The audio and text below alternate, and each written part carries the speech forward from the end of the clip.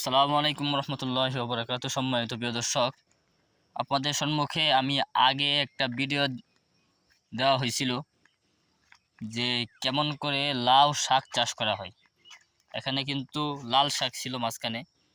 লাল শাক উত্তোলন করার পরে লাউ শাকের ডুগা, মানে যেটা লাউ শাক বলা হয়, লাউ শাক চাষ করা হয়েছে। দেখেন, আসলে ভাই পরিশ্রম ছাড়া কিন্তু কিছুই হয় না।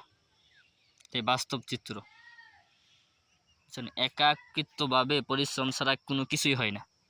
আপনি কি বলবেন? কিছুই হবে না, পরিশ্রম করতে হবে, অতএব সময় দেওয়া লাগবে। আপনার প্রজেক্ট যদি সময় সময় দিতে পারেন তাহলে প্রজেক্ট কোনো সময় লস হবে না, যদি আল্লাহ তাআলা রাহে।